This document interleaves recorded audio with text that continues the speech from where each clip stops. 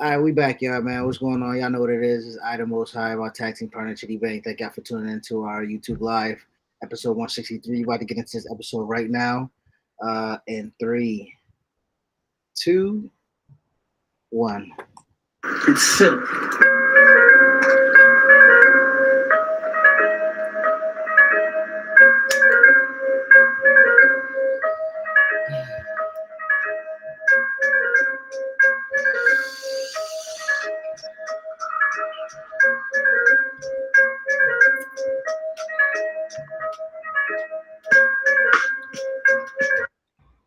Yo, what's going on, everybody? As I stated, I'm the Most High with my tag team partner, CT, aka Chitty Bang. We are the What's Underground good? Professional Podcast. What's happening? What's good? As he said, we are the professional wrestling, well, the Underground Wrestling Podcast. Please subscribe if you like our content. Follow us on RW Podcast One on Twitter. Follow us on Reasonable Wrestling Podcast on Instagram. Follow us on all the medias of socialness. If you check the Reasonable Wrestling Podcast, you'll be sure to find us. Obviously, we're here on YouTube, and we're here to talk the week that was in wrestling. We had some technical difficulties, but now we're back, and we're here to talk the week that was in wrestling.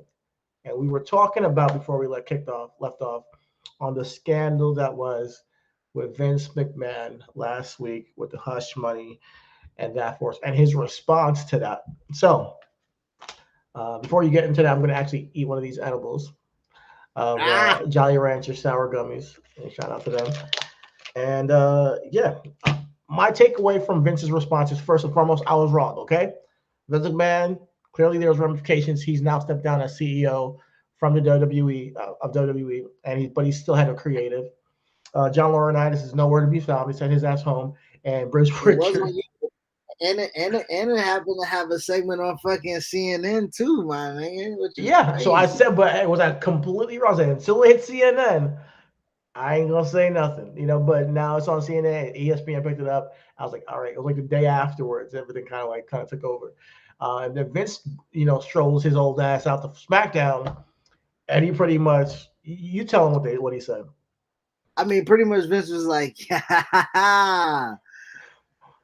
I ain't going nowhere, niggas. You know what I'm saying? Honestly, like, listen, after a scandal, bro, we recorded last Thursday. And like you said, he was wrong because he was like, I don't know if it's a big deal. Well, boom, Friday was the big deal. He stepped down. Stephanie comes back as interim CEO. And then Vince McMahon is supposed to make this big announcement on SmackDown. Tune in live, 8 p.m. We like, oh, shit, this shit got big. You know what I'm saying? Like, this shit hit. And this nigga came out to no chance. No chance. And the crowd popped. And the nigga came in the ring. It was like, WWE stands for 4 words. I didn't fuck the most. That's 5. But basically, now together. I know. Then, now, forever, and together. Like, I don't know where you add it together. I always thought it was just then, now, forever. But I guess he's acting for some kind of sympathy or support. Man, get the fuck out of here. Vince is a weirdo, man. Like I said, I was saying, man, Vince is a fucking weirdo. When it comes to things like this, he doesn't have accountability. He doesn't have any type of, remorse. He doesn't, and I get it. It's business. I would say, Vince, keep your ass backstage. You don't come out here and make shit just hella awkward. And then to make things even worse, he doubled down on Raw and came out to start the show to announce John Cena's return, which is like, okay, who gives a fuck about it? You really don't need to do this, More than anything, I feel like it's kind of sad that he feels like he has to do this, and it's kind of sad that he's flexing, like, hey, I'm still here, I'm still doing my thing, and I don't like it per se. I think it's very weird that he's over here jumping off steel steps and showing that, hey, I'm still in good spirits. Are you? Because you're acting up, But I will say this. I'm sorry, but I will say this though. Vince, it's not necessarily saving face. He's and we compare this to sports all the time. Shit, Daniel Snyder in the south of France right now. Shit. You know what I'm saying? Like, he don't have to answer until he has to answer. And so Vince McMahon is in that billionaires boys club where they act untouched. Jerry Jones, Daniel Snyder. We talk about Donald Sterling at one point in time, Donald Trump at one point in time. Vince McMahon, they all have one thing in common. They think their money can, can, and at some point they can, right? In In some some ways, cases, they can. It must be nice. right? So, you know what I mean? Like we got to be honest about that. Vince feels untouchable. This nigga think he Nicky Barnes, nigga. I mean, hey, he hasn't been touched since. There's so many allegations from the past. He's always been Teflon, and it seems like this. He's just showing us, hey, I'm still Teflon, and coming out there. Now, I just think it's fucking weird. I think that is just like you're a fucking clown, man. Like, look at you. You're jumping off of steel steps and telling us that John Cena is coming and showing up to say then, now, forever, together.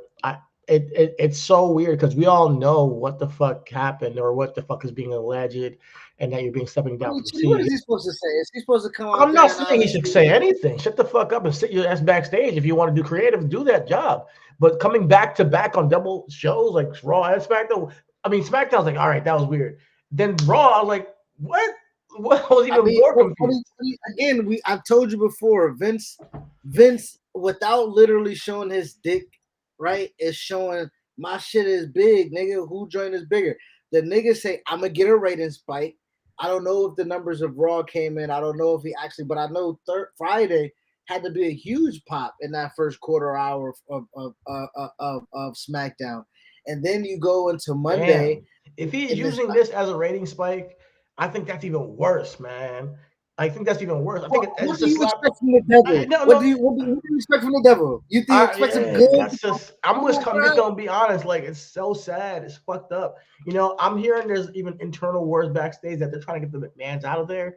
I don't know what's going on with the corporate situation back there, but corporate entities tend to have internal, feuds sometimes, and things get leaked and things get, exposed. And I think Vince might be flexing on them, But as for the public eye and what's come out, you don't need to come out to the show. You don't need to come out there and do all the spectacle and skip off the steps. I don't necessarily think what he did was a spectacle. I think we're making a lot of it, right? I know Vince coming out there, calling Vince a weirdo, yes, will get us a pop, but Vince honestly has been, to his case, has been a weirdo, right? Like, no, he has. He's been like, I was listening to a podcast. I was just listening to a podcast. Beautiful lady Francine, I loved her from the ECW. She was very much, not playing the political game backstage when she was in WWE, and they weren't using her. They wanted her to do bikinis and all that shit. She's like, yo, I don't want to fucking do that. It's not me. She would go there, read her book, and if they don't use her, she'll leave. And then they told her to do bikinis. John Lawrence came to her, and she's like, you got to get a bikini and all. She ended up crying, like, I don't want to do this, So later on, Vince came talking to her. He walked with her, and he's like, hey, so yeah, I don't really know what you can do. There's not a space for you. And Trent's like, haven't you watched ECW? Like, don't you own the library? He's like, I don't watch any of that stuff. And of course, he doesn't watch it. He doesn't actually know his talent, which has always been a problem with WWE. Know your fucking talent so you can present it in the best way. That's one thing I appreciate about AEW, in a sense, that they know their talent and they try to put them in this position where we say, oh, I remember that. I remember the references, whether it's Gangrel and the Hardys, whether it's Malachi Black keeping the eye, the contact in his eye, bringing back certain people. And, we all know the history between certain people in New Japan and what they're doing now. And mentioning it on air. Vince was like, hey, I didn't watch any of your shit, Francine. And she's like, you know what you need me to do? You know what you need to do to get on TV? He's like, next week, come up to me, slap me on I'm not sure if it was behind or the back, and say, hey, what do you have for me, Vince? And she's like, what? He's like, yeah, slap me on the back and say, what do you have for me, Vince? So while he's in front of his boys and, in front of, in a suit with all his guys talking, she's like, fuck it, I'm not on TV anyways. Let me just go up to him and smack him on the ass and say, what do you have for me, Vince? So she went and did it. Like, fuck it, let me try it. And he's like, that's my girl, and gave her a big hug. Next thing you know, she's on TV with Balls Mahoney. They paired her with Balls Mahoney as a manager. and they're working together, and the crowd popped because they remember, you know, the ECW, you know, connection between these two. So after that, Bulk Mahoney gets popped for some drugs, and then next thing you know, she's back to doing bikinis and shit. So it was an interesting story, but the key in that is that why would Vince need her to do all that shit to get on TV? It makes no fucking sense. So yeah, when you're on top and you're king in your castle, and you know, and I don't like calling Vince the devil, because at the end of the day, he's a regular human being, but he just has no freaking sensibility. He's just tone deaf. And when I think when you're that rich and that high up in the company, you don't have you have the luxury to not really care. You seen the show Succession? Huh? You seen the show? I've heard a lot about it, but I haven't. It's essentially, I mean, it's every rich patriarch-led family, right? I mean, it's and what I look at is like, I don't necessarily think that Vince is tone deaf, but I will say that listen, I don't want to be the guy that's caping for Vince, especially in this case. What I will say that is this: in the situation that we're in the world that we're in, where sexual assault, sexual misconduct within the workplace is so prevalent and so just like poo-pooed upon, like whatever. The ability of Vince to do what he does isn't slap in the face to what it is. Now, currently, we do not know if it is abuse, misconduct, harassment. We just know that it had something to do with a sexual affair and some type of fraternization. And again, that just goes for me being ignorant as well. The information is there for me to see.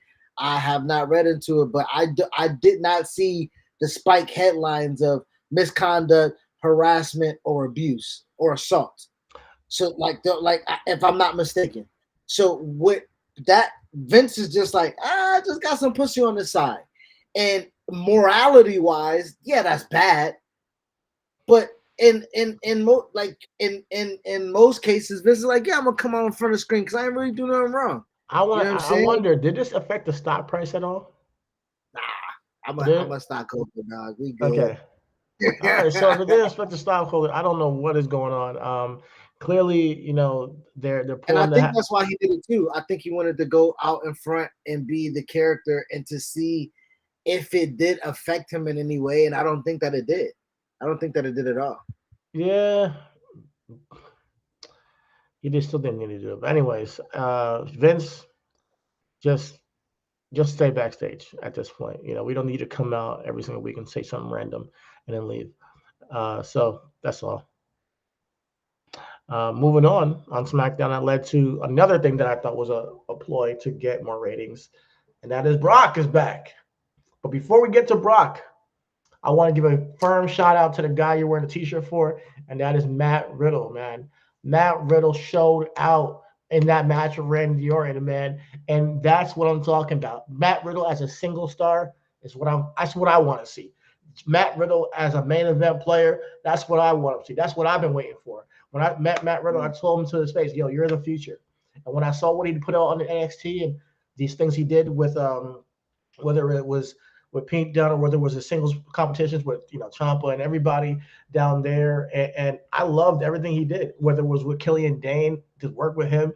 I love those matches. I think that Matt Riddle is in a perfect space right now.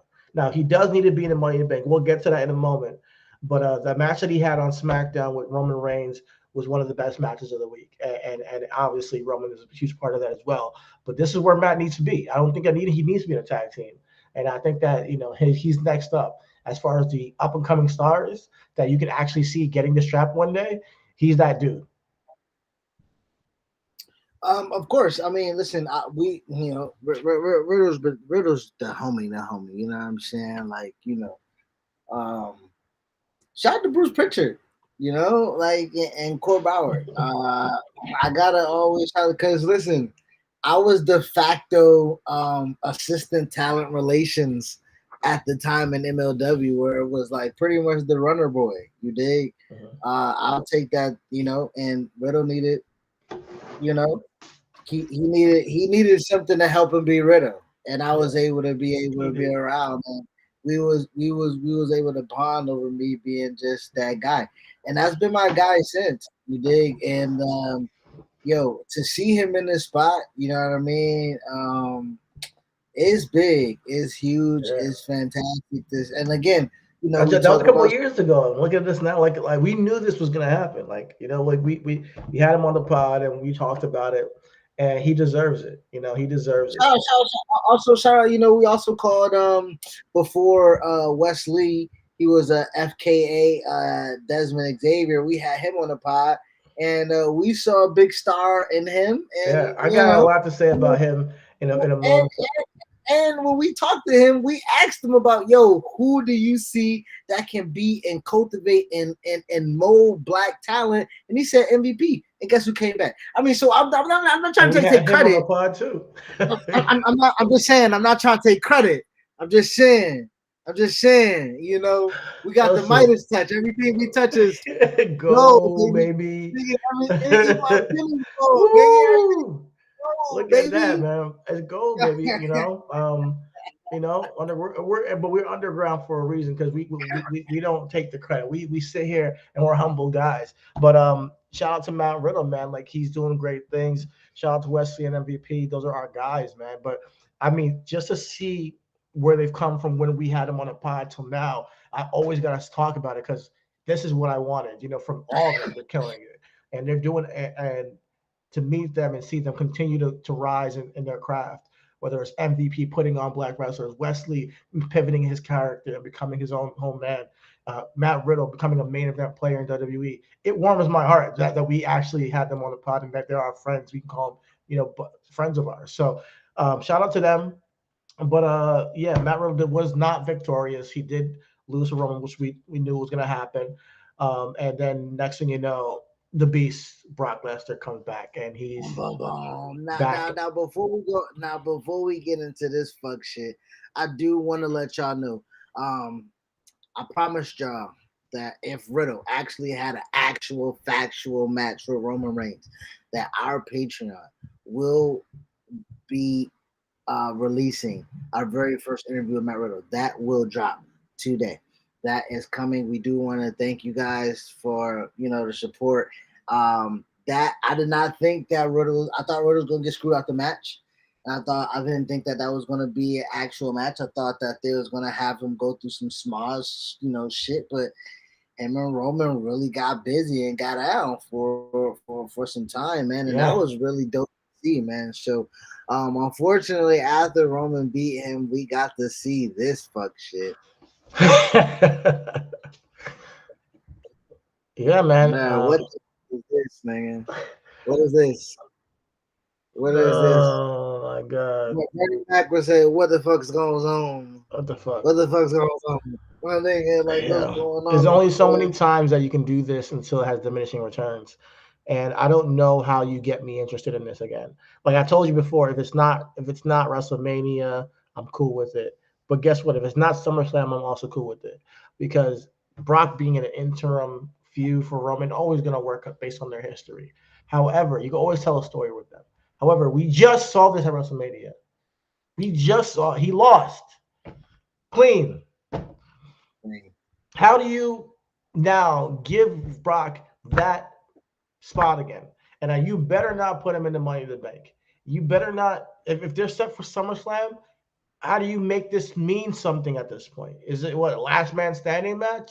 What do you do at this point? Hold on. Let me ask. Yeah, I think it is last man standing. To be honest, not even to be joking, I think it is actually last man standing. And to be honest, you know, is Roman the person that takes it off of Rome? Is Brock the person to take it off of Roman? And then therefore we got different feuds with Brock. Or do you Brock let Roman, Riddle, Brock and Drew, Brock and Bobby? Maybe that's what they're doing. But I think that Roman's reign to give Roman time. I mean, Roman takes time. Roman's taking time off right now. Yeah, but he's not gonna be on a house show. If that's the case, I would have had Riddle win that match and then have Brock come out. If you really wanted to do that, You want to get that? You have Riddle beat Roman on a fucking SmackDown? Fucking why not? Because here's what I would maybe not a SmackDown. Maybe you wait for Money in the Bank and say, Roman, yo, we need you and Riddle to work the show, and you're dropping and get to Riddle there so you can go about your business. We can't have Roman holding the title without dropping it to somebody to give them that boost. Brock doesn't need that. Cody needs it. Seth could need it. Matt Riddle could need it. Even if Bobby beat him, Drew, all of that would take them over to the next level. Right now, Brock beating Roman is like, oh, okay. Somebody's new. It's just a new champion. That's pretty much what it is. Okay, Brock has it now. It doesn't mean that, oh, wow, he was the one to conquer Roman. We can't have Brock be that dude. And I'm not interested in this whatsoever. Even if it's a last man standing match. I'm like, okay, you're going to have him fall down and not get up. And how you're going to keep Brock down for 10 minutes. Okay, he'll figure out a way. You know, how you going to keep Roman down for 10 seconds? He'll figure out a way. 10 seconds, yeah. So, yeah, it's a thing where I was really disappointed. And I think that, you know, this is more to get ratings and more to, you know, the fan base that is not so, like, into this, you know, the dirt sheets or the media or doesn't watch CNN. They just want to come to watch a show. They will love this because, hey, it's Brock Lesnar and Roman again. But because their names, they're going to go out there, they're going to pop, just like there's certain people in AEW that when you go out there, they're going to sing Jericho's music no matter what. Jericho could be in an allegation too. He'll come out there and sing his music. It's just like that, you know, that Pavlov response. Not necessarily Jericho. His wife gets a huge pass, but yeah, not Jericho himself. What happened with his wife? A lot of people are correlating his wife to January 6th. You know what I'm saying? Shout out to us.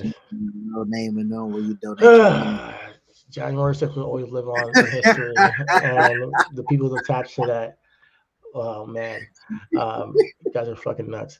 But when it comes to that kind of situation, you know, when it comes to, you know, those fans, they're gonna cheer. There's like Pavlov response, you know, hey, you know, Brock's here, you know, I got to see him live. And I get it. Like if he's there live and you don't expect it, you're gonna fucking pop. You know, I think the last man standing match with Roman is gonna slap. And if this is the final chapter and booked as the final chapter, their match at WrestleMania didn't slap. It didn't.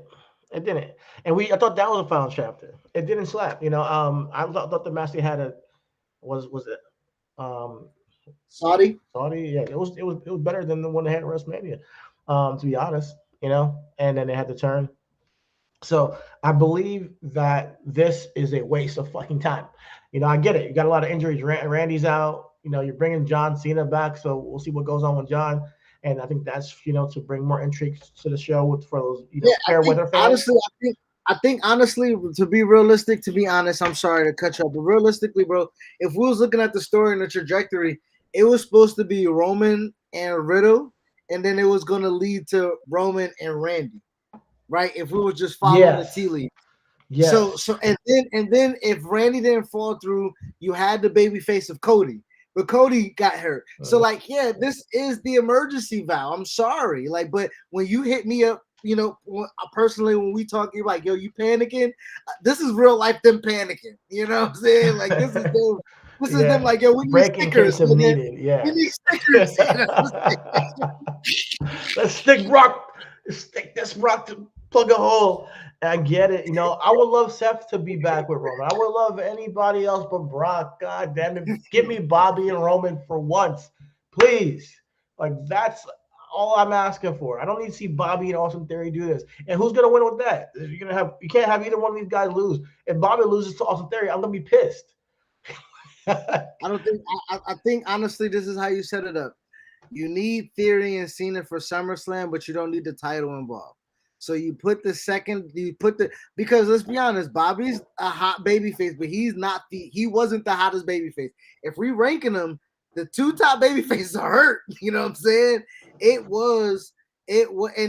so shout out to our Spaces when I was on Spaces representing it, and they was talking about the 1995-1996 run, and they were saying Ahmed Johnson should have won the WWF Championship because he was I used to say that then. I used to say that, and I got laughed out of the forums because people were like, "Oh no, I'm just like, you guys don't see it."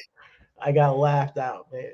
Yeah, and and they were making strong points. And I see Bobby as Ahmed right now, but they're going to give him the secondary title.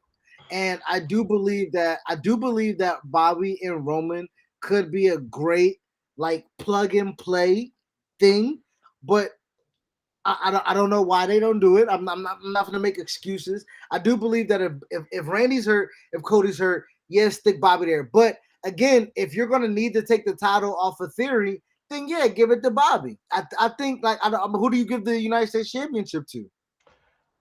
I just don't get it. I just don't get it. Cena can't come back and win it.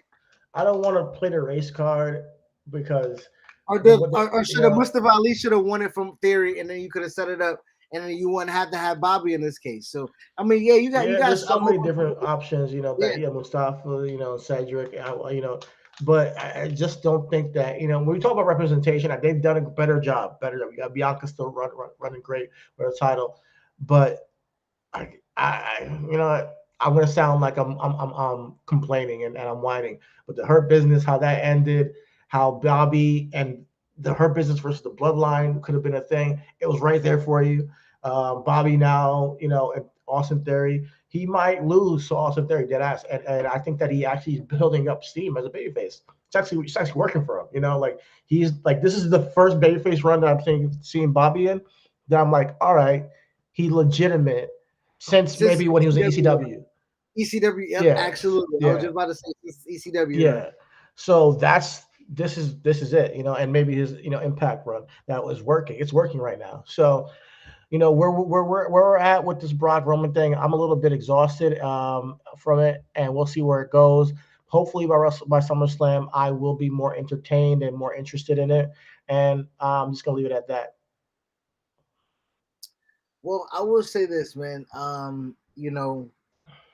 Unfortunately, like there are a lot of things happening that we can't necessarily control, right? We were supposed to get Rhia and Bianca, right? Rhia and Bianca's not happening. Yeah. Bianca Money in the Bank matches are cursed, brother. So last year was supposed to be her and Bailey. This year was supposed to be her and Rhia. Like, what the fuck, man? It's crazy. Right now, there's a string of injuries in both companies that have changed the plans completely. And I think that's just part of the business. It's like when things change, you gotta, things gotta pivot, So, but Brock being the breaking case if needed, I'm sure he got a bag to come back, and he's like, "Shuck it, yeah, fuck it, I'll take that," So we'll see where it goes, but I don't see how. I don't trust him to tell a good story with this anymore. Put it that way. Yeah. Well, I mean, okay. Well, let's get into this, right? Convoluted storytelling is on something I wanted to talk about because it's on both ends, right? A lot of people are making the case that I would make for WWE when stories wasn't really lining up for AEW. It was like, hey, if you can't enjoy Okada in the match, you just don't like wrestling. And I'm like, yeah, I get you, right? But I don't know who Hirome Tanahashi is, if I'm saying his name correctly. You know what I'm saying? I'm not even trying to be disrespectful. I know. Hirome Tanahashi, yeah, Tanahashi. You say Tanahashi. Not Tanahashi. I'm talking about the other nigga, the junior heavyweight, who's Hiromi. Ain't that who? What's it? What? Oh, see you making me. Listen, let me see. Yes, I am ignorant and I do not know how to pronounce Japanese. It's not your fault, man. Like we don't watch New Japan. It's okay. But what I'm saying is also like, listen. What I am saying is right now, convoluted storytelling. Yes, you said earlier in the show, you like how AEW is bringing in and interweaving stories from New Japan into AEW. Yeah, nigga, but you just said we don't watch New Japan, so how the fuck we supposed to know those stories, nigga? So a video package goes a long way in trying to connect what's happening. Instead of having Excalibur just hit it on AEW Rampage. And I'm like, what? You know what I'm saying? Like, what the fuck, brother? Like, he is the junior heavyweight New Japan. I'm like, bro, don't nobody understand that speed dating read you doing right now, nigga. You don't need to know everybody. I'll be honest with you. With all you need to know is Okada is a huge star. Hiromu Tanahashi is a huge star. He had to be. That goes back to I said he had. You can't have a New Japan fucking show, nigga, without having motherfucking Okada. Yo, there. he can't be, he's like, yo, babe, I'm gonna have to miss your birthday. I told you, like, yo, you can't be staying tonight in Japan. You gotta go get that bag. You can't be like, babe, I'm bringing the bag back for you. Okay, it's your birthday gift. You can't, because your girl has a birthday. You're like, all right, I can't go to work. Nah, nigga, you gonna have to wait. Especially this American money, nigga. You know what this conversion rate is? Nigga? Come get that, man. Shit. But I think when them coins drop, bro. When them coins drop yesterday, we were clearly y'all watching it right now. For those, it's Thursday. Okada showed up on Wednesday on AEW Dynamite. When those motherfucking coins drop, bro. Holy fuck. Yeah. Right? And listen, judge American ignorance or not, whatever I'm talking about right now, I think them niggas was like in Rhode Island, wherever the fuck them niggas was at. Them niggas knew who the fuck that nigga was, brother. You know what I'm saying? So that was fire to see. Seeing Okada in an American, because he'd been in an American crowd before ROH, Supercard of Honor, but seeing him on TV, I'm like, it's different. He has a presence about him. Just like I saw the Will Ospreay, he has a presence about him. It's like, oh, you belong. You belong here. You know? And he missed the Rainmaker. I can't wait to see that happen. When he hits that on Sunday, people are gonna go crazy because it's one of the illest finishers in the game, So me personally, when he was going through that whole thing with Kenny Omega, Kenny Omega, he just couldn't beat him, and then they were just going back and forth with matches. Okada was my favorite wrestler at that point. Like, he really was that dude, and to see him on a WWE not WWE, United States pay-per-view, I'm gonna be tapped in for that because I dead ass was a little bit shocked. Me, who's a big fan, I was a little bit like, oh snap, they actually got him. Cool. So for me, the storytelling, I get where you're coming from, because if you're just an American fan who's like a little bit like, who are these Japanese guys? I don't really know. And you're watching AEW as a just like you just never watch wrestling. Like my little sister, she picked up AEW. She's like, oh, she watches it, and she's like, it's good. She enjoyed it, but she doesn't really know these Japanese people. But she's interested in seeing where it goes. This is where you have an opportunity to bridge the gap. Forbidden Door. Show them the matches. They already showed the packages with Tanahashi and John Moxley and how they're building that match. That's what really matters. That's the match that matters, and I get that. But okay, and I guess not necessarily convoluted storylines, but listen, Rhia being down, you got to bring in the 5-way. Mella's the champion, right? Cody goes. Goes down. You got more. Listen, man. Hey, listen. You say what you want about Mella. Mella is the female Baron Corbin. The female Baron Corbin. That's not a bad thing. That's not a bad thing. That's not a bad thing. That's not a bad thing. It's not. You talked about Baron Corbin being somebody that can be around a long time. Absolutely. He's the big show role where he's he can talk. He's a big guy, and he has a presence about him that if you want to put him in the main event, you can see a guy that big, like, oh, he fits. However, Mella looks great. She looks apart. But I would have loved to see Liv Morgan in that spot and Mella, maybe both, maybe have them both. But then they got the Money in the Bank going on. I'm not sure how they're going to go with that. Liv gotta win the Money in the Bank, brother. Liv gotta win the Money in the Bank. And this goes back to storytelling, right? I think, like, I don't necessarily want to say what they're doing is necessarily convoluted. I do think that what they're doing is like, okay, we like Mella's a character.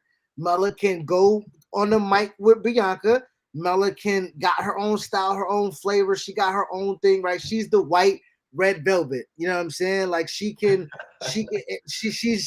vanilla cake. You know what I'm talking about? Like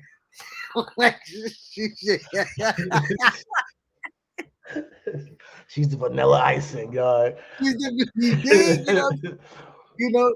But I think her bread is buttered by being a heel. And I think she makes a great fodder in between. And I don't mean to shit on Carmella in any way, because I've already talked about her in the past on the pod. That she's a decent worker. She fits the part. She looks great. Go ahead, go out there. But I was hoping that Liv had a spot, or make it a multi-man woman match. Because if you got me and Rhia and Bianca, as the match you announce and then she gets injured, Carmella doesn't fit to what I expect. So I felt like, all right, make it a multi-woman match. Neither does Liv. Neither does Liv. And would you complain if you had Becky and Asuka again in that spot again? Because I know that we would have. So I mean, this is new. I think this you can't is have fresh. Becky, but Asuka on a one-on-one match. Asuka with one-on-one with Bianca, that would work after the story. Asuka got pinned in the triple threat. But then she could have came in, because she won. She got another shot. She got her last shot. But Asuka motivation ain't to the championship. It's to Becky. So when we talk about storytelling, like Asuka don't even want that win back. Asuka want to get back at Becky. So it ain't Bianca to motherfucking grant Asuka that championship match, and neither is it for the company. No, for Carmella, give her that spot. She's a veteran at this point. She knows how to work. She goes out there and she can put on a show, and she's and I think Rhia and Bianca for SummerSlam would matter more. I was just about to say that Rhia and Bianca at SummerSlam, but you gotta bring this Judgment Day thing home, bro. You better put, I don't know if Rhia gotta put Bianca on the Undertaker cross or something. Like, you do some crazy shit with this angle, so they build it. So you can build it. That ass though, if she put that nigga on a cross, fam, or some type of joint, bloodbath, whatever you want to call it. I'm not sure you gotta do some shit. And then Bianca that can incorporate the Street Profits and give them something to do with Priest and Finn. Kidnapping her. Priest and Finn versus the Street Profits or the tag team titles on the line, or with some real ass you touch my bitch behind it, nigga. Like, that'd be crazy. You know what I'm saying? Yeah. Yo, what's happening, brother? What's up? Everything pro wrestling. My guy Conrad, some Buffalo love. What's happening, brother? Shout out. But yeah, I think that Rhia and Bianca at SummerSlam should be the thing at this point, because she's injured. Now, do you know what her injury was? I'm not too sure. I believe, if I'm not mistaken, I believe it's a lower extremity injury. I believe it's her. It's a leg injury, if I'm not mistaken. Okay. So give her some time. It was a brain injury. I heard it was like a head injury. That's what I heard. No, really? Like, they said it was her teeth and head. Like, so apparently when she got a DDT from the previous week when she won or 2 weeks ago when she won the match, it was her head hit her knee, and now like it was like a teeth. Okay. So that's what I could be wrong, but there was a rumor. There's a lot of rumors going around. But shout out to Rhia. Get well soon. Looking forward to seeing you back soon. Please. But what else is happening on Raw that you think is worth note? We all know Seth is doing great. So him and Riddle. No, Seth and Riddle. Nigga, like, we talked about it, Yeah. Seth and Riddle was gonna motherfucking slap, brother. Yes. Yeah, they're gonna put some fire matches on. You know what I'm saying? And Seth and Riddle, I think we've seen him in the past. Can't wait to see him linked up again. They're both super great workers. So I can't wait to see that. But I need Riddle in that Money in the Bank, bro. I need Riddle to be in the Money in the Bank, get a last chance shot, and I need him to win that briefcase. I said it last week. I'll say it this week. The Money in the Bank briefcase should not be on an already established main eventer or somebody who already won the title. Now, every now and then, sure, put it on a Sheamus because, there's nobody else to put it on to. But right now, you have an upcoming babyface who legitimately just had a match at Rumble where he said that if you lose this match, you can have no more shots. And that was a story told into the match. This is the opportunity to give Matt Riddle that one last chance to say, you know what, I got a lottery ticket that I can do whatever I want, Riddle, Roman, I'm coming after you. And, Paul Heyman got to deal with that, reaction, and so does Roman and the whole bloodline. So everything that they did with RK Bro to this point, I think should lead to Riddle getting the Money in the Bank briefcase, basically. Okay. So somehow Riddle got to find a way to get into the Money in the Bank. This feud between him and Rollins kind of extend past that. Maybe, I would like to see that. I would just flat out point blank would like to see Riddle and I would like to see Riddle with the Money in the Bank, but I would also like to see Riddle in a feud with Rollins. Yeah, I think the last two people on the ladder should be Riddle and Rollins. Absolutely. Obviously, we got Omos and Sheamus and Drew. I want it to be Carnage and then going through tables, whatever it may be.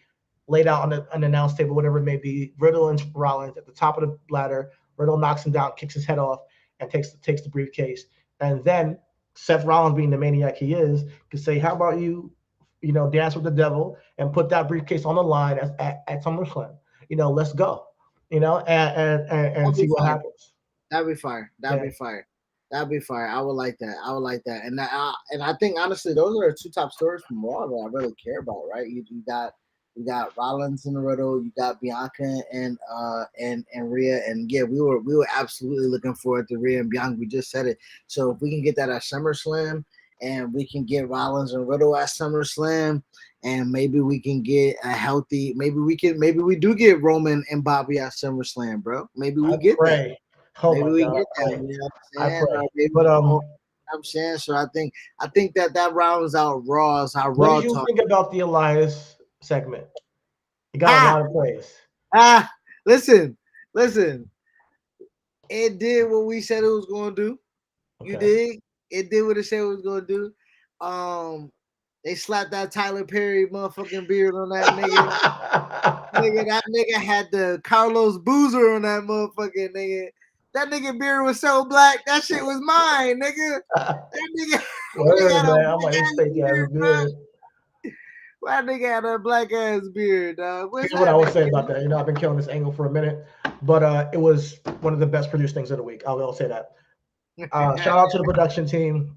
You guys pulled it off, and I think that it worked. You used the right, backstage scenes, cut scenes, and the right effects to make this work. So go for it. Have the KO Elias match or whatever, or Ezekiel match. And please have this come to an end. Elias, Ezekiel, or Elrod.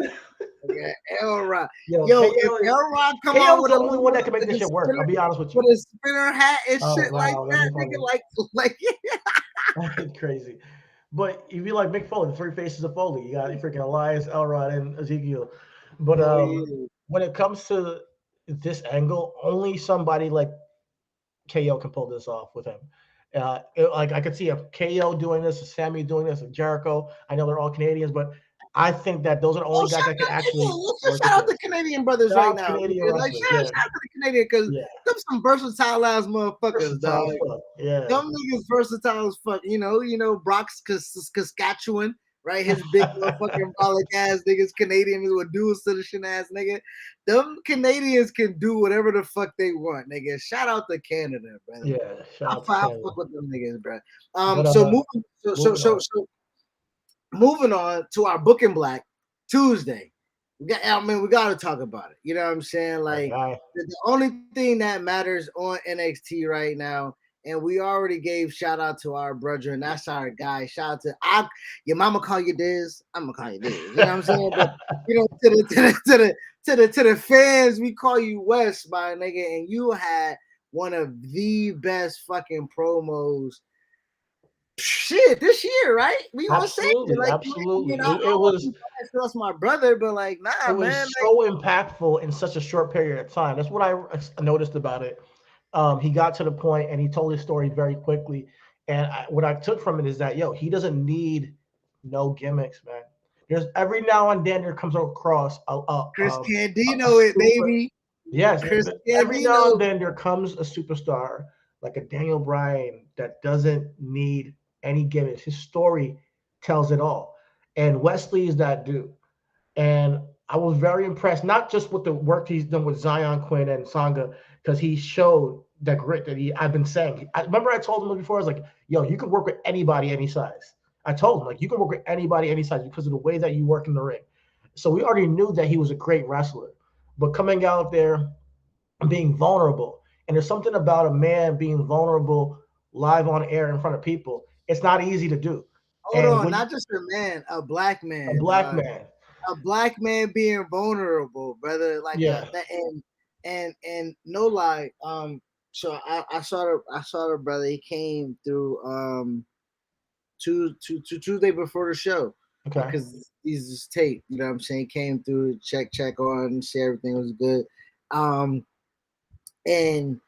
And just off of humbug, he was just asking, like, kind of what I saw of him character-wise. You know what I mean? Because comfortability, like he's still trying to, in some cases, like really find a way, because legit what he spoke about is real life. Like won the championships, like it's about to go We up. were there when they won. We were there the night they won, and like, they're 2-time NXT Tag Team Champions. I'm like, yeah, they're gonna go on a run now, and like, really become the team of MSK that really take this title far. And for the scandal, we're not gonna get into it, but to lose your brother in the middle of all that and have to forfeit the title is like, come on, that puts your career in limbo at that point. So when that happened, I felt bad, and I reached out to Son, like, are you gonna get through it?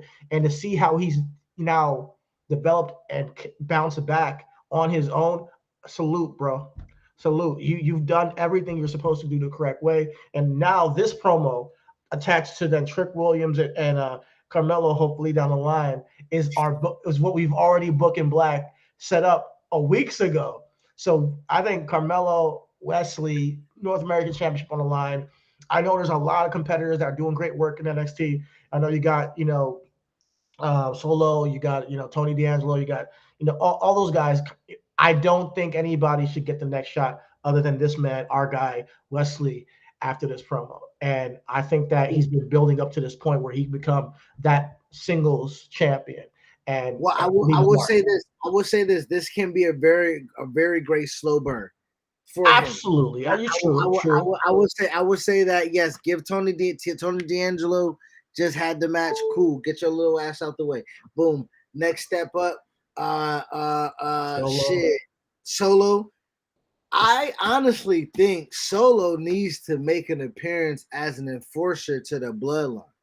I don't think he doesn't want to do that. He wants to be his own thing. That's why he said that I don't want to be called a brother. I don't want to be called a cousin. When he goes out there, everybody's chanting "Oos," which is gotta be hard to get over as your own entity. With that. So I feel like he's kind of fighting an uphill battle to find his own way. I can understand that. And listen, even though this is Book and Black, shout out to my Samoan niggas, because they just Samoa of a nigga. You know what I'm saying? So I want to say this for Solo. If he came up, go finish. What are you saying? I will only say this: the uphill battle in this business is already there. If you don't have to fight some of it, don't. Right? You. Because if it's available to you, you can still do your own thing within, but still be a part of. Again, it's tough because once you get a perception of somebody, it sticks, and the only way you can do this is he comes in. We call them Oos before we, like, the perception is already there, brother. But the only way you can get away from that is if he comes up and gets called up and is an opposition to the Usos, and has, and he's like, no, I'm not falling in line with the Tribal Chief. That's the only way that he can be Solo Sikoa really and find his own identity. Until then, Oos, you're gonna be hearing that forever, Well, I think that counts as to what I want to go into a West, because if Solo has to be the person that stand on his own, is it Wes and Carmelo or is it Wes and Solo? Because the money's is Wes and Solo. I'm sorry. Sorry. The money is in Wes and Carmelo. I need that at the takeover. The money's absolutely in Wes and Carmelo. I need that at the takeover, bro. I need Wes to get through Trick and beat him a few times to make sure he's not at ringside, and it's Wes and Carmelo one-on-one for the title. That's the that. Match. It has to be. That's how I would book it. Shoot, yeah. Where they go with this is potential, man. Because Trick and Wes can go at it for a good month. They can have a, Wes told that nigga to get in the ring. Trick can say it's on my time. Yeah. Wes can just go about his business, wrestle a nigga that don't got involved in this. Trick attack him. Boom, boom, boom. We go a month. They blow that shit off. And then Carmelo try to help Trick. And then, he get caught in the crossfire. And then Wes like, nah, nigga, we ain't finna do this. I'm going to beat his ass. Trick, you stay away, and I'm going to beat your ass, Carmelo. And that's how I'm going to fucking go after that shit. Yeah, it That's was amazing to see our guy there and cut the promo that he did, and then have the interaction with Intertrek. how we go, brother. Hold on. Oh, my man. This thing.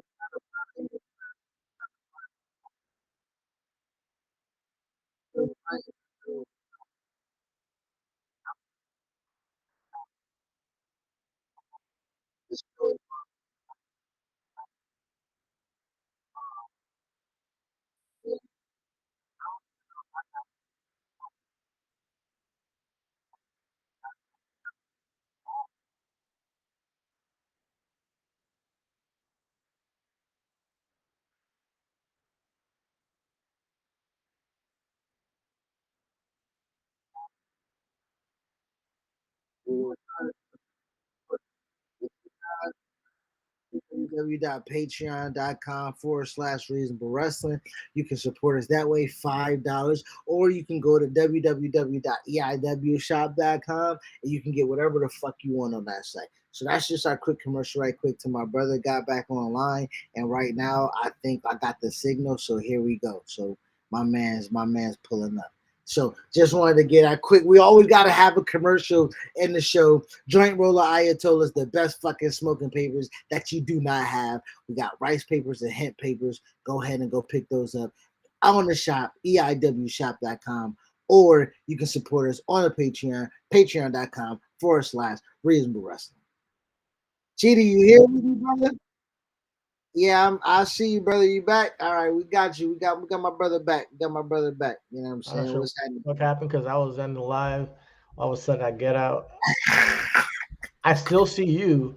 And then I see you pull up the T-shirt and everything. I'm like, all right, let me get back into it. Let me just. I'm like, I don't know what's going on. I just see you. I know I had to go to a quick commercial, nigga. No, I appreciate it, man. It's pivot, man. But speaking of tag teams breaking up, shout out to Wes Lee and pivoting from there and becoming his own man. But I got to talk about Mustache Mountain real quick. Now we don't give NXT UK enough love on this pod, but Nope. my thing is, I loved Mustache Mountain when they were in NXT. My thing is, why hasn't Mustache Mountain been called up? Like, why haven't they been called up all this time? Because they're big, huge. What our president used to say? Huge act over there in British, my guy. Them niggas move whatever tickets that need to be sold over there, brother. I mean, we'll see how they go as a separate entity now. I mean, Trent Seven's pulling off his heel run. Let's be honest. First and foremost, Trent is going to be a great heel, but we already know Tyler Bates that boy. Mm-hmm. Like they're like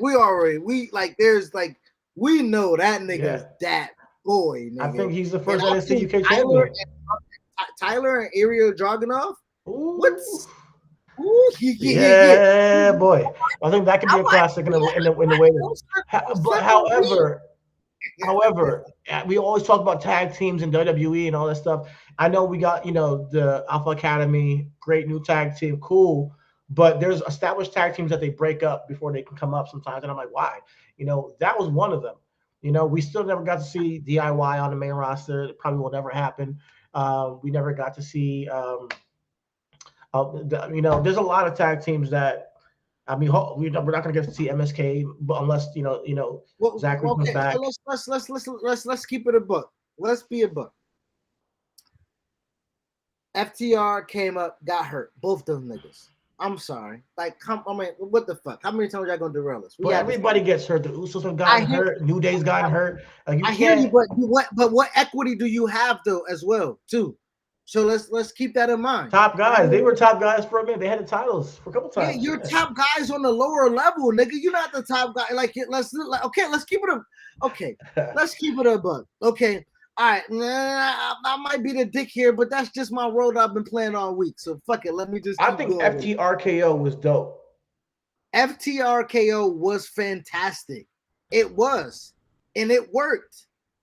But what I would say was they were already gone. Yeah. They were already out of there. They were already like, yo, because it took so long for them to gain traction, it took so long for them. So they were like, yo, we're just gonna ride something that's hot on our way out, get some money, cash out, fuck it. Because we top guys, we make that bread. Yeah. So I respect that. But let's be honest, Enzo and Cash came up. I do not know if they didn't trust them with the title run, but they were a tag team that they trusted and came up. Cool. American Alpha, I mean, you look at Chad Gable, you look at Jason Jordan, you say, hey, I got a Shawn Michaels. Chad Gable can be able to survive on his own, but I got a star in Chad Gable. I can understand that as well. Then you look at Lucha Bros, Lucha Dragons. I mean, come on, Kalisto and I mean, have you heard of those niggas since they left? Like, are they doing anything like of like? Do you know what them niggas is doing? Like, are they like? Were they a big fucking AEW signing to come over and motherfucking even be on Dark or some shit? So okay, so like, let's not put them at. Yeah, they were a good tag team to go through ladders in a 4-way with the Usos, of course. You know what I'm saying? Like, I put them niggas in the spot. But them niggas is not finna carry my tag division. But Mustache Mountain could clearly carry a tag division, in my opinion. I would say this too. Yes, but that goes back to building a brand of NXT UK, and that goes back to like why you never saw them called up. I do believe that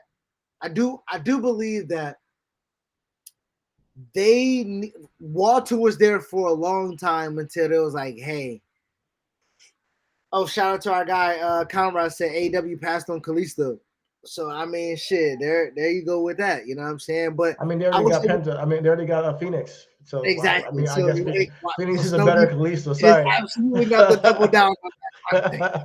Phoenix is a way better Kalisto. I mean, sorry, I don't like Kalisto, but Phoenix is that dude, man. But and listen, and that's to keep it funky too.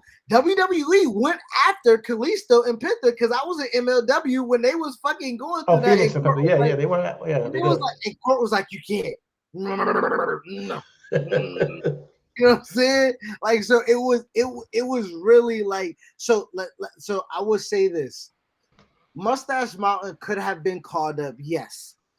But I do believe that for NXT UK, this presents a really great digestible feud that will make you go watch that show. Yeah, and you're 100% correct on that. And I think that's the reason why that they are still there. And I think that's why this matters a lot more than it does if it would have happened in America or anywhere. They're probably more going to be well utilized on NXT UK than they would have been on the main roster. But I think that if you put them on the main roster, had a good run, and there are some really good, like when you see guys who have really good tag team matches like FTR, DIY, Mustache Mountain. You want to see that replicated on the main roster to some degree. And so sparingly will we get a great tag team match in WWE. Like, it's very far in between. If it's not in NXT or NXT UK on the main roster, like a great tag team match, like, oh man, that's one of the best of the year. It happens very rarely. So they don't value it the way that we do. I don't think. I would say this, but we've already talked about this. Like, WWE is Disney. Right, so whatever you don't get on ABC or ESPN, you might get on ABC Family, you might get on a Hulu or like it's a property that we have under our umbrella that can give you what you want because we don't have the ability or we don't want to have the ability to put everything at the same time on the same program. Yeah, and that's where I go back to the WrestleMania backlash, and I'm like, they didn't need Drew and Roman. They didn't need Drew and Roman. Give them that main event spot just for one night. Give that space. And hey, get it? You want to bring tickets and sell tickets. Roman's gonna be there. I mean, cool, Drew and Roman's about to happen, and this goes back to what we booking, right? So this goes back to what we said. You got Brock and Roman as the break case of emergency. If they have a fucking drag out brawl, fucking and they keep Brock down for he can't if this is his last match with for against Roman for the championship, and you got Roman and Drew at the Clash in fucking in England, that's gonna fucking bang. That's gonna bang.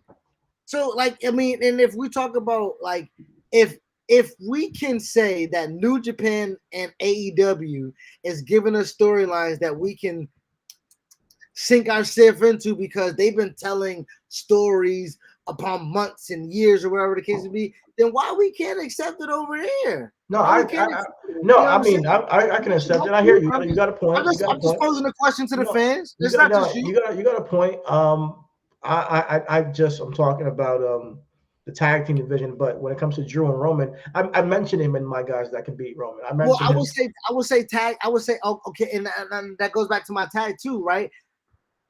With that division on the main roster, we already know that the main roster is delegated to singles guys, right? So it's when we talk about Vince being a weirdo or whatever the case may be, if there's things that have happened for a long period of time,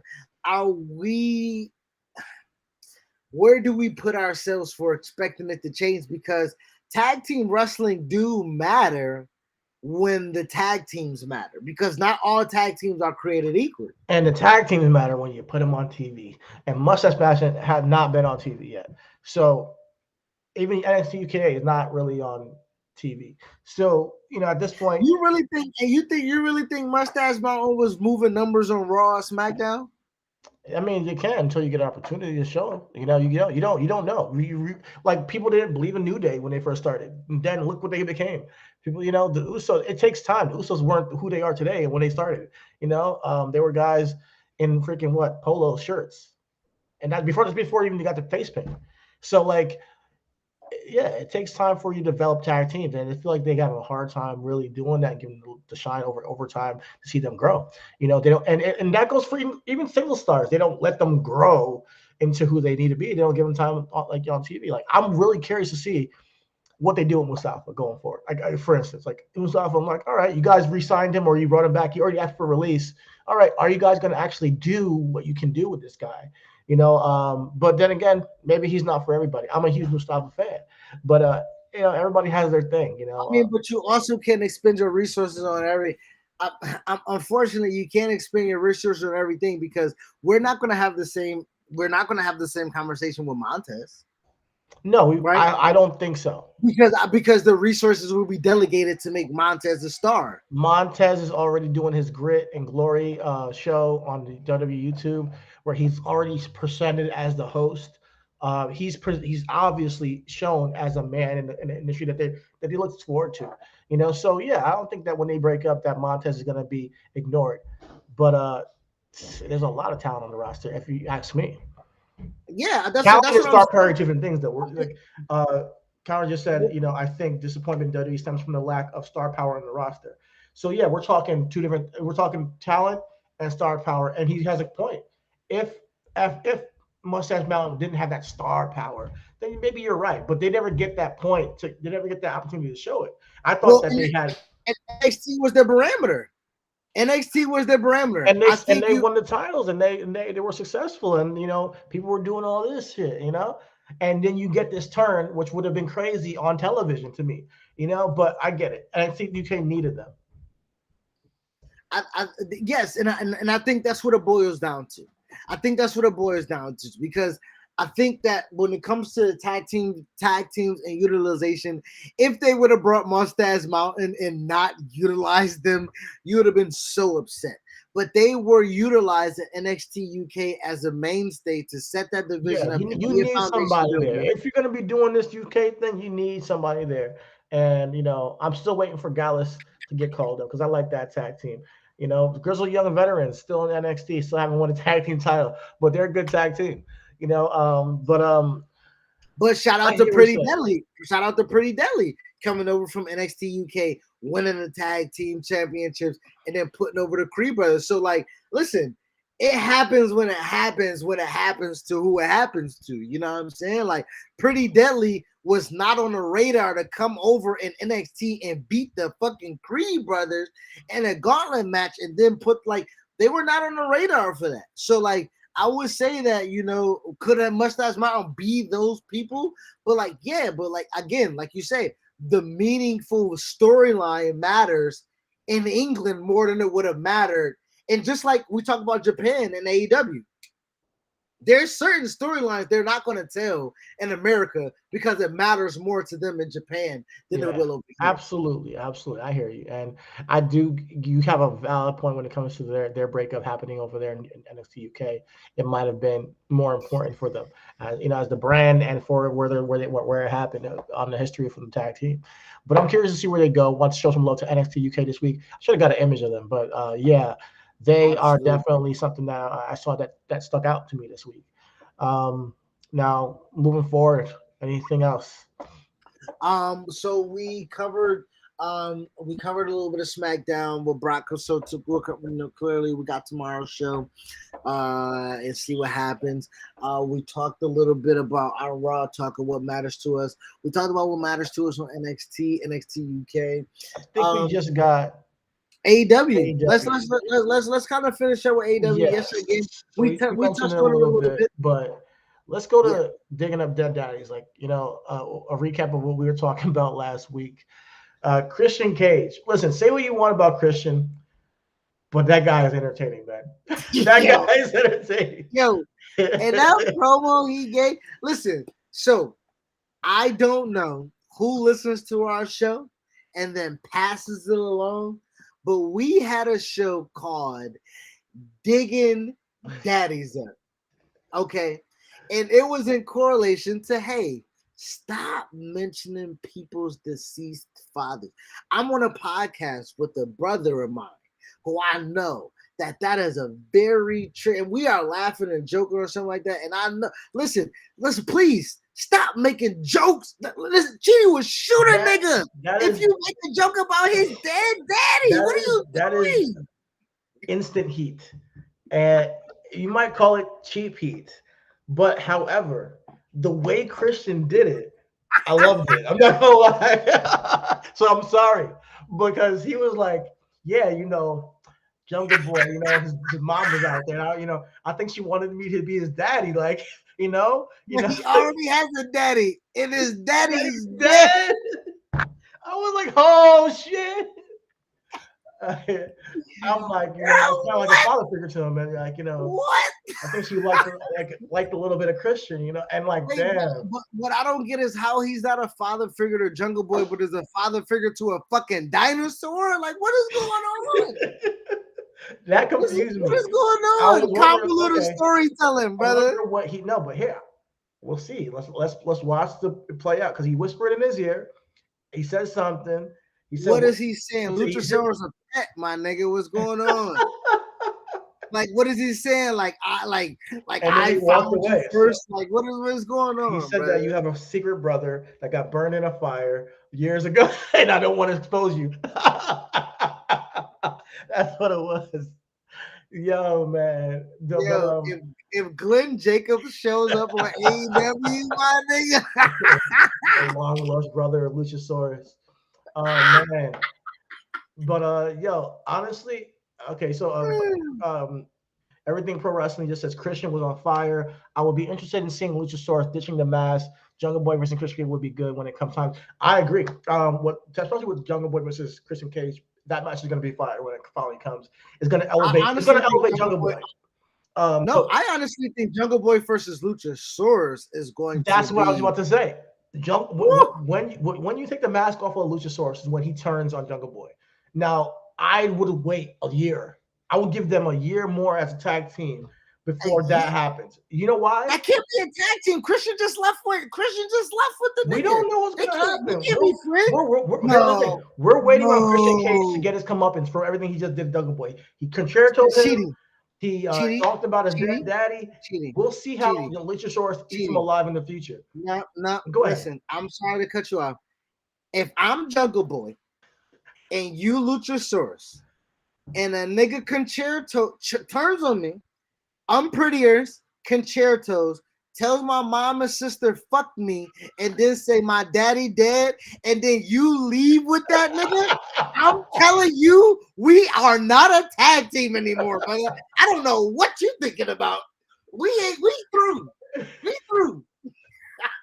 I hear you, man. That's crazy though. That's like that, man. Oh man, but Luchasaurus is going to be a big star in the future when he gets the mask off for sure. But I think we got to give him more time, get a little bit more time before we do that, because I do want to see the Luchasaurus turn on Jungle Boy not too soon after Christian's turn. I want that to happen, kind of like when the Batista turn on Rey. I was like, oh, I didn't expect that. That Batista turn on Rey was one of the best heel turns from a big man beating the shit out of a little man and just throwing him around like a rag doll. I loved it. So, and he looked like he was kind of psychotic in that moment, like he just snapped. So, and it was very calm at first. He's like, "I'm gonna." What did he say to Rey? He's like, "I'm tired of you always taking my spotlight." He's tired. He's panting. He's like, I'm gonna rip your head off. He said, "I'm gonna rip your head off." I would say that, like, listen.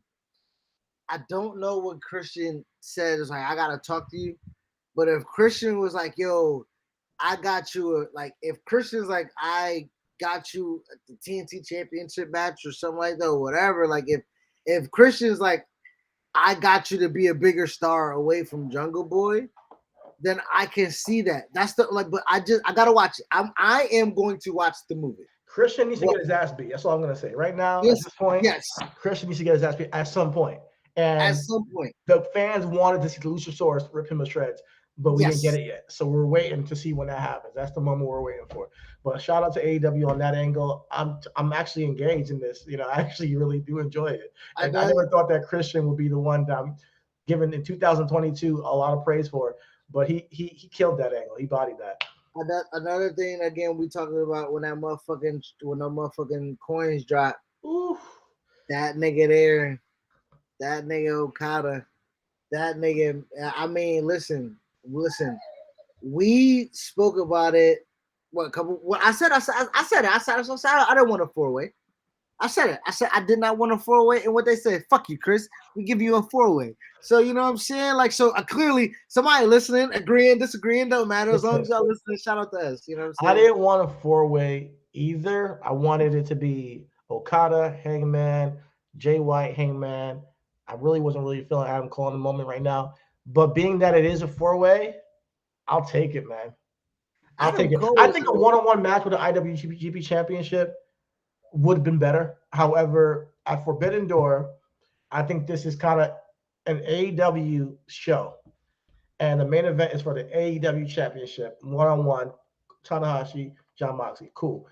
This kind of makes it feel like, all right, we can't overshine us by the angle for New Japan. And if it was Jay White and Adam Hangman Page one-on-one, it probably would have been, to me, the biggest match of the card. No, I think that Okada and Hangman. Either one. I still think that Jay White deserved, and shout out to MVP, because sometimes, you know, we had the conversation. It was like, what do you mean deserved, right? And we had that conversation. It was like, well, I think that when you do good things, you deserve to be like, no, you earn that, right? You earn that spot, and I think Jay White. Now I had to watch myself. I think he earned that spot, unfortunately, right? And I'll say unfortunately because selfishly, Okada and Hangman was the match that I think that story could have matched up to Tanahashi and Moxley. I think realistically, Hangman saying that, yo, I challenge you, and Okada coming out and was like, and they doing a lariat, you know, who can land a buckshot, who can land a motherfucking rainmaker. I think that is a great story that could have been told. Also, I do believe that Jay White earning this spot and telling Hangman, hey, poo you bitch ass nigga. I'm the guy with the strap and you don't fucking deserve a title spot. I think incorporating Adam Cole makes sense because, listen, Adam Cole has been in the news not because he's not a big guy per se, but he's not a big guy. And he has been overshadowed. He has been I know that's your guy. He's been overshadowed for a minute. He has been not presented as like he left with so much fanfare, and it cooled down so much. And shout out to the aforementioned Jungle Boy we talked about, but I do believe that him being in that feud and not off the top, including in something that was significant, hurt him. I do think that hurt him a lot because ultimately Adam Cole had no significance in the Young Bucks, his elite brethren, in winning the tag team championship to further tell the story of why Adam Cole was incorporated in the first place, because Adam Cole wasn't in the tag team championship match, right? So like, I think, not to go down the path, but to talk about the present, I think Adam Cole being incorporated and Hangman saying, you're not as big as I am. And Hangman's like, hey there, little man, I've already disposed of you. And Jay White saying, hey, I fucking beat Okada. I got the championship, and I fucking decide who the fucking challenger is. And I don't think neither one of you earned it. And Okada's like, well, I kind of do rematch clause type shit. So, you know what I mean? So I mean, I can follow it. I can follow with the promo that Jay White had, I felt like, okay, I get why he would be in the spot. Yep, exactly. Once that promo happened a couple weeks ago, I was like, all right, I'm with it. That could be the biggest match, Jay White, Adam Page. But now we get all four of these guys in the fatal four-way, and I can't wait. To be quite honest, like Okada, man, Jay White, Hangman Page, Adam Cole, all phenomenal wrestlers, so and I'm just curious to see how it turns out, because if Jay White pulls off this victory against all four of them, it just makes him that much more of a legend in his own right as a WTB champion. So and much more of a heel of the Bullet Club and that leader of the Bullet Club that we haven't had in a while that actually means something. So like he's a leader of the Bullet Club that when he first became the leader, I was like, I don't really get it. Now I get it. I'm so glad the ring was off of Cody though. I ain't give a fuck who nigga. Yeah, he was different. Yeah. Cody still is different. Now I do want to say before we get out of here, if a wrestler come out on a white t-shirt, just change the channel. Okay. Last week or 2 weeks ago, we got CM Punk in a white t-shirt relinquishing the AEW championship. This week we got Bryan Danielson out here in a white t-shirt saying that he can't wrestle, and we like, nigga, what the fuck, bruh? You know what I'm saying? Like he said, and more importantly, he got a replacement for him and Zack Saber Jr. It better be Jonathan Gresham. That's all I better say. It's gonna be Cesaro. It's gonna be Cesaro. That's what I'm thinking. It better be Antonio Castagnoli, and then maybe in there I'll get my respect back to this guy. Oh, they butchered him in WWE. Shit. I didn't even fucking think of that shit, bruh. Yep. Blackpool Combat Club, he's in. Oh, fuck. All right. Hold on. I gotta drop the motherfucking. This is the first bomb drop of the whole show. Hour and 20 minutes in, nigga. We get our first bomb drop, nigga. That's fire. Come on, Cesaro debuts or Antonio Castagnoli debuts at Forbidden Door against Zack Sabre Jr. This is gonna be crazy. And knowing him, he probably got himself into phenomenal shape and ready to, chop heads off. So I'm excited. If he Forbidden Door is a great show. It could be one of the best shows of the year. I'm gonna be honest with you. Come on, shout out to Forbidden Door, brother. Like, I mean, are you pulling up? You pulling up to the Jobber Tears? Or are we gonna have to pay for this one? We're gonna have to pay for this one so we can. Why you can't pull up? You gotta work, huh? You gotta work. I got some things to do. I really want to though, because this is the one that. Shout out to the Legends Bar, New York City. Shout out to the Jobber Tears. Go through their sure. I'm definitely gonna see. Maybe last minute I get off of work and I'm like, you know what? They do shows until like 2:00 in the morning. I'll still make it in time. Nigga, AEW shows be like the NBA Finals, nigga. God damn, nigga. Yeah, I see what I gotta do. I think I drive into the city. At least it's not Memorial Day or some shit, you know. But yeah, I'll find parking somewhere. I don't know. Maybe I'll pull up. But I would say this, man. I would say this for us. I do believe that this is a show that we should watch. I do believe that wherever it's available, I think this is one of them ones, right? But when we choose, we pick our battles, right? We support what we support, you know what I mean? But I I, I think listen, but this is my thing too, man. This is my thing. I don't care about the 6 man with Jericho and Eddie Kingston. Yeah, that's I the pretty much don't probably the care. most I current don't care about matchup. Will Ospreay and Orange Cassidy. You should. Oh, Yo, Will Ospreay, my nephew, he's like, I like that guy. He saw him wrestle one but time. it's Orange Cassidy, bro. When we talk about A side and B side. If I had a cassette It was and Will supposed to be Ospreay, Andrade, but Triple H was like, no, you can't wrestle with them. well, I'm sorry, you gotta figure. Listen, you gotta figure out another replacement. Andrade Will Ospreay would have been crazy. You don't have. I get it. AEW doesn't have a Brock Lesnar that they can break in case of emergency. But what I'm telling you is, it can't be Orange Cassidy. You can't stand that nigga. I can, bruh. I loathe that nigga, bruh.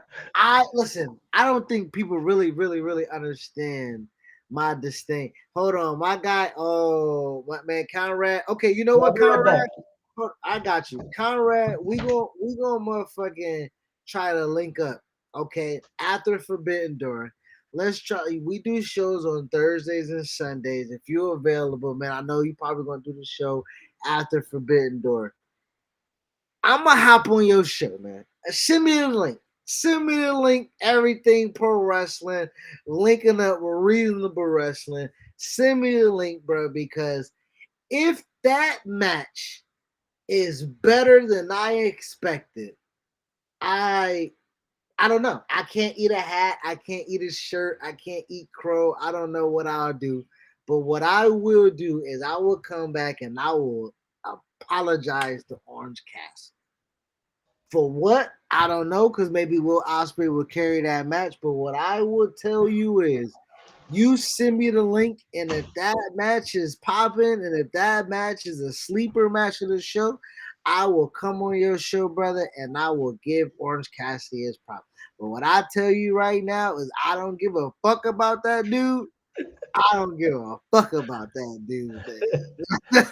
Oh man, he's a good worker. I'll say that, and he definitely has a good gimmick. Yes. And I think wrestling always needs those. Those type of guys.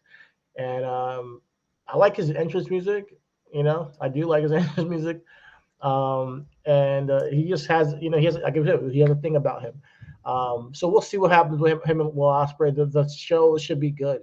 What else is on the card besides that? The tag team match. Let me go. Actually, let me go ahead and pull that up real quick. Do you want to do a prediction, man? A prediction? In a minute. Let's go ahead. All right, hold on, yo. We don't. I know a lot of people do that. Shout out to I know again. We gonna shout out our brothers because we appreciate when niggas do really great work. Public Enemy Podcast. They do their prediction. They do their prediction pretty much and they have like a championship that they pass around amongst each other and shit like that. I think that's pretty fucking dope. So they do their thing. They do their fucking prediction. So we're gonna do our prediction shit. What another match added? Damn. Shane Swerve Strickland, Keith Lee versus El Desperado and Yoshinobu Kanemaru. I'm sorry, I'm butchering the fuck out that, man. What you think about Swerve and Our Glory, real quick, of Strickland and Lee? Like, what's going on with them, man? What we doing with them? Are we breaking them niggas up or what? I like Swerve as a singles heel, me personally, and I like Keith Lee as a babyface. Keith Lee as a babyface, absolutely. Yeah. Absolutely. So all right, so here we go. We got here we go. The card. Like I said, we just added a new match of Swerve Strickland and Keith Lee versus El Desperado and Yoshinobu Kanemaru. I'm gonna pick the black guys because I just want to say, hey, they won because I know how to say they won. The black guys won. I'm gonna pick them. I go with them. It gives me, yeah. Okay, so here we go. We got FTR versus Great Khan and Jeff Cobb and Roppongi Vice. Winner take all match for the ROH and IWGP Tag Team Championship. It gotta be FTR. I bet. Nigga, yo, you hold on. You can bet. You got DraftKings in New York City. I'll give you the fucking money, nigga. Okay, I'll give you the money. FTR. You better bet FTR to win that fucking match, nigga. They gotta win. If they put it on Roppongi Vice because they are are New Japan Act. Please don't just stop talking. I don't want to hear that. FTR. Do you see FTR going to Japan to defend it? Yes. Okay. I do. If that's the case, then yes, let's go. Let's go. Yeah. They're the Steiners. Yes, I see them going over there putting on bangers of fucking matches and being listen. No other tag team outside of the Dudleys can really say we did this really interpromotional shit. Like really, like yo, I did Impact. I did WWE. We won a WCW type of shit. You know what I'm saying? When they integrated, Legion of Doom was the first team to do that, really. Yeah, and Deli Boys, and then FTR. I feel like is that modern era. So if you got NXT, Raw, SmackDown, ROH, AEW, IWGP, and ROH, nigga, you are on our list for one of the great teams. Not a lot of people voted them, but I think that they're in the conversation, and I think they're still building. The reason why is because they're still building their resume. But I can't wait for the day where they have all the titles and they're back to hey, they go Young Bucks. Hey, we're here. And who said this? And I might have agreed, but I think that with the way things went with all the injuries, I believe that the card is good. It's a good card for Forbidden Door. But the tag titles at some point should be put on Jon Moxley and Bryan Danielson, for the, titles? Yeah, that would have been an ill tag team. And then they could put over a young tag team, but at the same time, they may not need that at this point, because if FTR versus the Young Bucks and if FTR ends up having all the gold, I think that's a moment for them, and they don't need Tully Blanchard by their side anymore. They just went out there on their own. Listen, they already kicked them to the side, and this is the story. Chidi. The Young Bucks have already been IWGP Tag Team Champions, ROH Tag Team Champions, and they have been AEW Tag Team Champions. But what they have never been is those champions all at the same time. So if FTR can tell that story and be like, we're going to do something that not even the greatest Young Bucks have done and have all three of those championships, that will be a fantastic story. And if we do a winner takes all with all three of those championship matches with FTR and Young Bucks, I'll pay my money for that, just for that. That. Yeah, I like that too. Speaking of Young Bucks, they have Young Bucks, Hikuleo and El Fantasma versus Darby Allin, Sting, Shingo, Takagi, Hiromu Tanahashi. I think the Bullet Club got to get this victory. I don't think that this is one of the best matches on the card because the people there, the angle is not one of the top angles on the show. It's just not. I don't even care about that. Yeah, Bucks, the Bullet Club, Butler, whoever got to win that match. Yeah, we got the. I'm sorry, to crown the inaugural All Atlantic Championship. Pac, Miro, Ishii, Malachi Black. It gotta be Miro, right? I think so. I think Miro gotta get this one or Pac. Gotta be Miro. Man, actually, this is where Pac turns on. This is where I'm not Pac, but this is where Pac and Malachi Black take their feud beyond a championship, and they just have like a fucking like death match or whatever the fuck type shit. You know what I'm saying? Okay. Like, but Miro, but Miro gotta motherfucking be the redeemer and have that All Atlantic Championship. Yeah, I think Miro's that dude. Honestly, he's been presented so much better in AEW than WWE, and he's not doing all these silly angles, and he's just a intimidating force. So yeah, I fuck with that. I think that's right. We also got Thunder Rosa versus Tony Storm. Tony Storm gotta win that. Yes, sir. And new. And new. And new. And new. And new. I'm going with Thunder Rosa. Nah, I'm going with and Thunder. new, baby. All right, shit. Are we keeping tabs on this? Hold on. Let me motherfucking hold on. Okay. Let me keep the predictions. Okay, you got okay. Do you got FTR winning? Yes or no? Yes, I got FTR. Okay, FTR. Okay, so we got Bullet Club winning together. Okay. Um. Okay. I'm sorry. Our last match. I got Miro winning. You said Miro, correct? Yeah. Okay. Now I got Tony Storm. You got Thunder Rosa. Yes. Okay. Okay. This is our first one that we're disagreeing on. Okay. Bet. Let me just keep these for our records. Okay. So next match that we have on the card, we have Bryan Danielson first, Saber Jr. versus Zack Saber Jr. That's your mystery opponent. So mystery, opponent. I do think that if it's Jonathan Gresham, or Cesaro, either one is going to be a banger, man. So I would be super happy if it's Jonathan Gresham too. Like I would be super happy.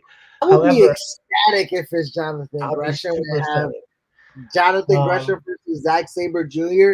and then Bryan Danielson saying, "I want the winner of that match to be the best technical wrestler," and then we have Jonathan Gresham versus Bryan Danielson.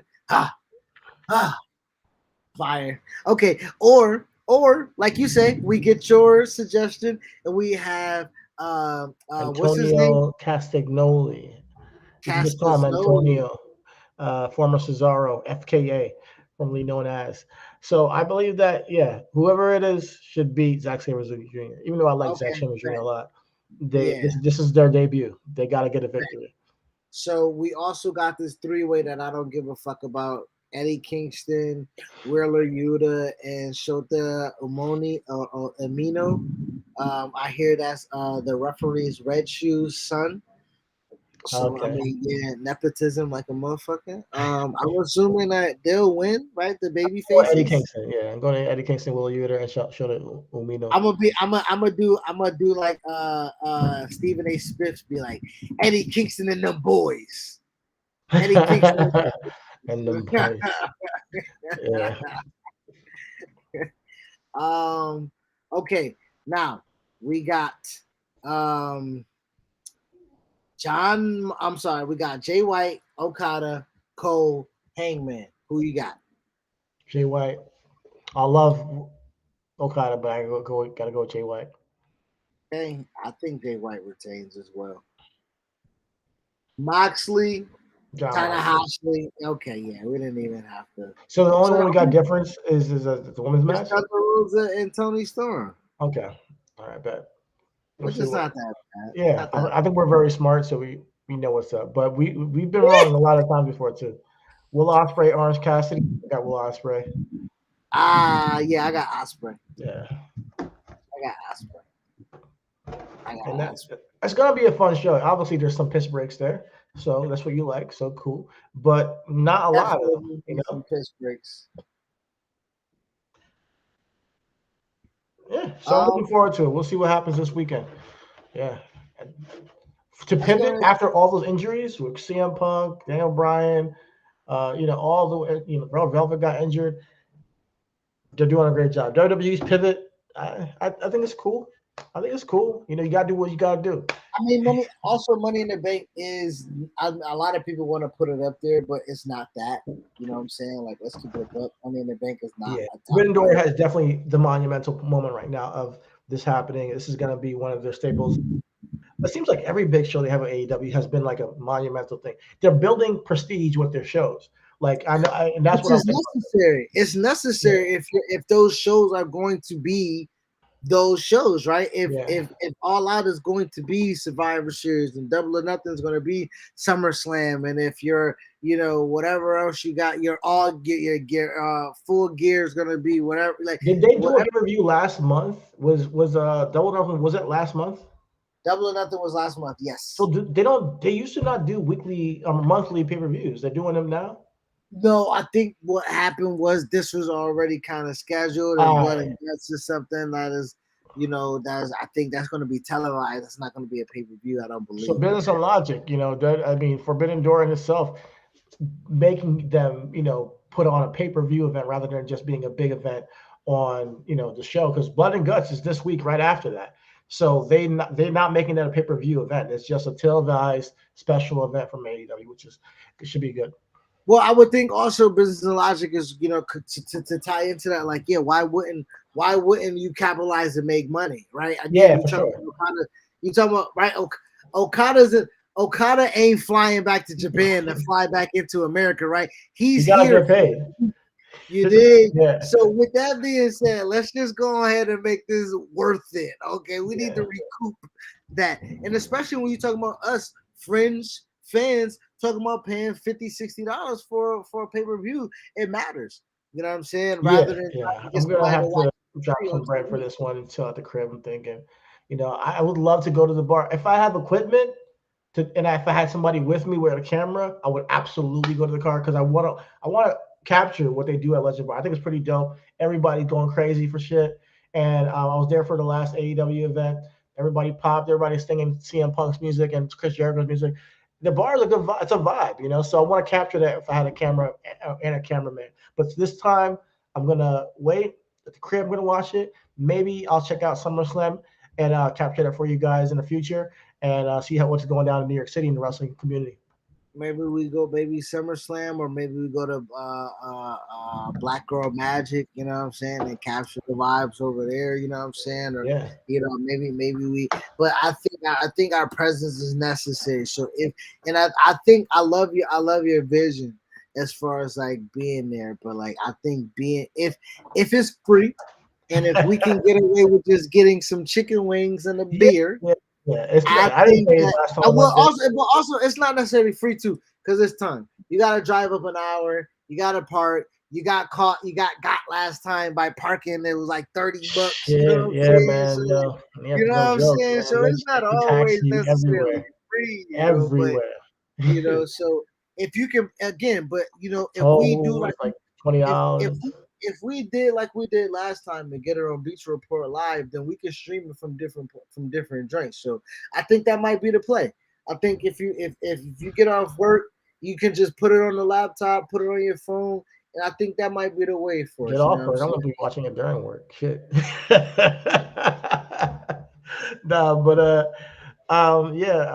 Forbidden Door should be a great show. Anything else left before we leave tonight? Nah, man, I think this is a really great efficient pile. We got it under 2 hours for the first time we've been back. I think that's going to be great going forward. Yeah, I know. I'm trying. Great for our time steps. Great for our listeners. You know what I'm saying? Yeah. But no, man, I think we covered a lot. Shout out to Wes Lee, Book and Black. Shout out to Booking Business and Logic with AEW and New Japan Pro Wrestling putting on Forbidden Door this week. I think they're going to do really good numbers. Clearly, we're going to be part of those. Also, shout out to Riddle, doing really great work. Bobby, standing in the limelight, staying visible. I mean, Brock, if you're going to come get you a check, it might as well be for SummerSlam, right? You know what I'm saying? So shout out to the WWE production team. Shout out to exactly. The Christian Cage. Shout out to all the people doing good things in wrestling right now, especially our boys like Matt Riddle, Wesley, MVP and Omos has been great. Also, I didn't get to mention that. It's been good. I'm looking forward to seeing him in the Money in the Bank. And when you talk about people doing great things in the wrestling community, I do want to, I believe it's Victor Perry. Let me just double check and make sure that is his name from the teacher that is doing the wrestling club at his school.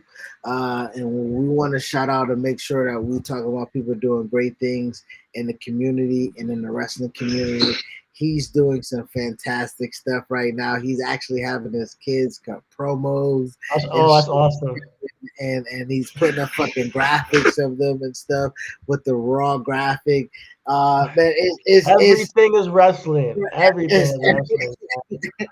It's fantastic, bro. So we want to shout out to Victor Perry. We want to shout out the kids out there. We want to shout out to all the great people that has been retweeting and donating to get these kids out to WrestleMania. Has the link? They're up to, I think yes. The link is in our description. It's in our description. I think they're up to like $5,000 already, bro. Awesome. Yeah, we're gonna get these kids to WrestleMania. That's awesome. Sure.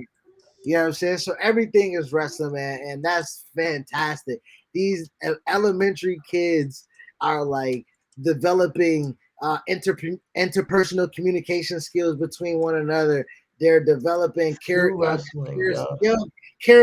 personalities that can, these niggas are the Miz before the Miz, bro.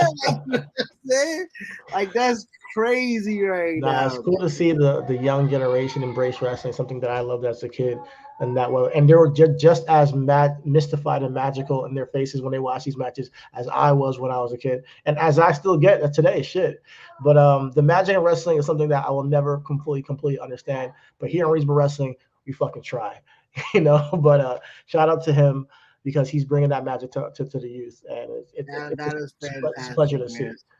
It's amazing. It's amazing to see. Wrestling is magical if you let it be. Shout out to all the cynical motherfuckers like us that kind of prevent it from being like that. It's not preventing it. It's always gonna be cynical, but it's still even his magic within the cynicism. Man, we be hating on each other, but we love each other. Is that the name of the episode? Magic within the cynicism. Magic within the cynicism. Yeah, it's always got something. But man, I think that's it. Yep. All is love. Everything is wrestling. Support us. Subscribe on our YouTube. RW Podcast 1 on Twitter. Follow us there. Reasonable Wrestling Podcast on IG, Reasonable Wrestling Podcast on Facebook, and all the medias and socials. Just check us out. We're on iTunes, SoundCloud, Stitcher, Spotify, and we'll see you next week or this Sunday on our Patreon if you guys also shout out there. Yes, sir. Thank you, Conrad, for tapping in. Thank you, Conrad. I appreciate you. Great take. Yo, second week in a row, we got an engagement on the show. This shit feels good, brother. Consistency. Evolutionated mystery. It's hard fucking work, my nigga. Yo, thank you guys for tapping in. Y'all know what it is. Again, it's I, the Most High, my tag team partner, CT, aka Chitty Bang, and we are Reasonable Wrestling. Out. Peace.